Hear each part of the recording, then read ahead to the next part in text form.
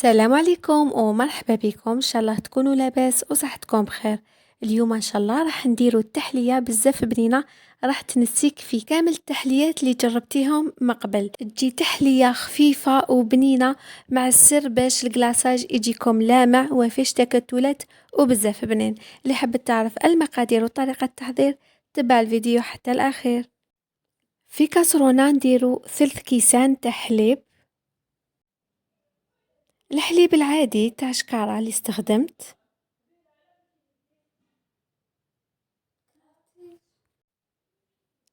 نزيد 3 مغارف كبار نتاع مايزينا، واللي ما عندهاش مايزينا تقدر تستخدم الفارينة.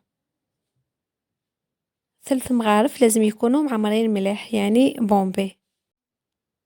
ونزيد 3 ملاعق كبار تاع سكر يكونوا عاديين معمرين مليح بصح ماهمش بومبي. نزيدو 2 صفار بيض اللي راح يخلو الكريمة تاعنا خفيفة والملمس نتاعها حريري. نزيدو دوكا لافاني مغرفة صغيرة معمرة مليح، واللي ما عندهاش بودغ تقدر تستخدم لافاني ليكيد. نديو الكسرونة تاعنا فوق النار ونخلطو حتى يعقد معانا الخليط. كيما راكو تشوفوا بعد ما عقدت معانا الكريمة نزيدو لها مغرفة كبيرة تاع مارغرين.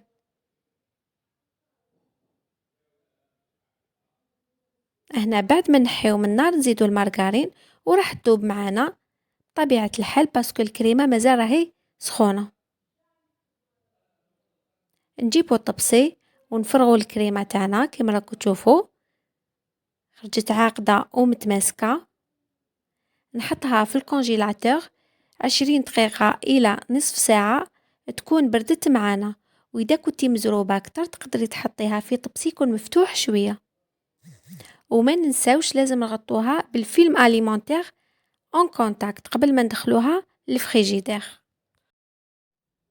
في ريسيبيون واحد اخر نديرو كاس تاع شونتيي ناقص صبع، نزيدولو نص كاس تاع حليب يكون بارد مليح،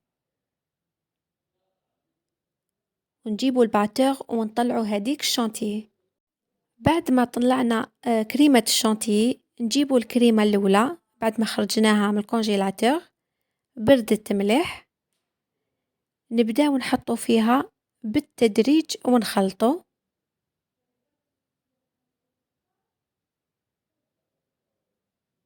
صدقوني هاد الكريمة من أروع ما يكون، تجي بزاف بنينة وبزاف زاكية. كيما راكو تشوفوا ما داتناش بزاف مكونات وراح تعمر لنا يعني ماشي دي فيغين برك. راح ندير في المول تاع الزجاج اللي موالفه ندير به لي غراتان.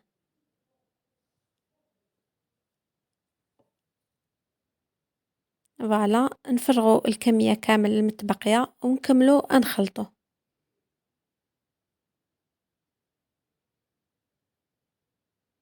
كيما راكو تشوفوا هذا هو القوام اللي نتحصلوا عليه، كريمة متماسكة والملمس تاعها ناعم. كيما راكو تشوفوا هذا هو المول اللي وجدته، وكل وحدة على حساب المول اللي عندها. وجدت شوية حليب درت له شوية نسكافيه، ولا تقدري تطلعي بريس تاع قهوة وتزيدي شوية سكر كيما راني ندير دوكا، يعني لمحبي الذوق تاع القهوة. واللي ما تحبش القهوة تقدر تستغنى على هذه المرحلة.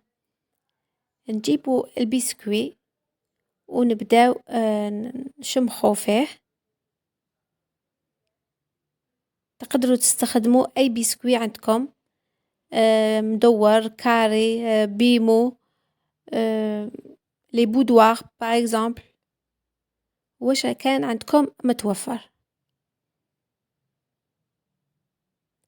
نبدا نستف البسكوي تاعي كيما راكم تشوفوا انا راني نشمخ فيه بزاف، نحبو مشمخ مليح. اذا نتوما ما تحبوهش هكذاك مشمخ تحبوا تقعد القرمشه تقدروا جوست تغطسوه وتخرجوه. نقسموه الحبات باش نملؤوا هذوك الفراغات.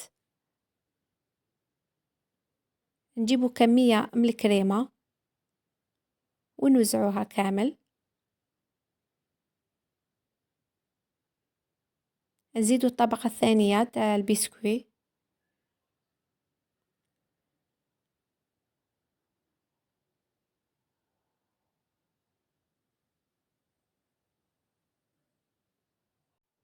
نزيد طبقة وحدوخرى تاع الكريمة.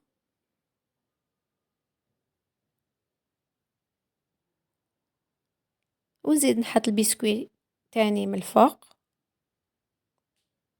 وأخيرا خليت شوية واش تبقى كامل نحطو من الفوق ونسويه مليح. ندخل التحلية تاعي الكونجيلاتور تبرد وتشد قبل ما نديرولها الكلاصاج. ودوكا نوجدو الكلاصاج كيف كيف. نحتاج ربع كاس تاع حليب.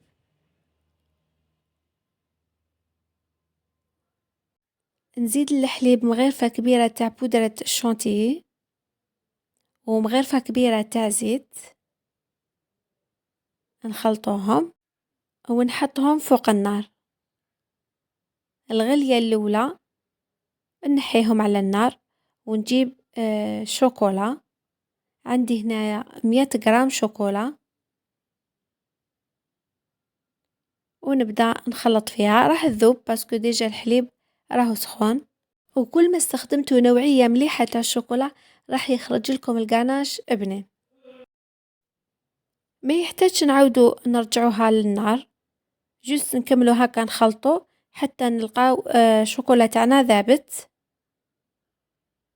ودوكا نخرج التحلية من الكونجيلاتور كيما راكو تشوفوا ونحط فوقها هداك الكلاصاج. ما راحش نحطو هكداك سخون، يعني نبردو شوية ماشي حاجة. ومن بعد نفرغوه فوق التحلية فوق الشونتي يعني. نحاول نوزعو مليح كيما راكو تشوفوا. كلاصاج ميغوار تاع الصح تشوفي فيه روحك بمقادير بزاف بسيطة بطريقة سهلة. ودوكا نخلي التحلية تاعي تبرد مليح. هنا بعد ما بردت كيما راكو تشوفوا نبداو نقسمو فيها.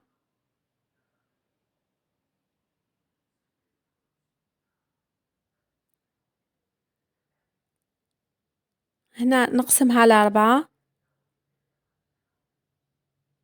ونزيد من جهة الطول نقسمها على 2. تحبوا تخلو هكذا مرصوات ولا ديروهم أصغر من هكذا. نرفد لكم مرصو تشوفوا كيفاش خرجت معنا التحلية اللي وجدناها اليوم. كيما راكو تشوفوا تبان باتيسري بدون طهي، يعني خرجت ما شاء الله كيما راكو تشوفوا. جات بزاف خفيفة وبنينة. على بالي تجربوها مرة راح تعتمدوها كل رمضان كل مناسبة كل ما تتشهاو حاجة حلوة. ودوكا حبيباتي ما بقى لي غير نقولكم تهلاو في روحكم بزاف. ما تنساوش تابعوا القناة دايما كاين الجديد وشاركوا الوصفات مع أحبابكم وعائلتكم. بقاو على خير.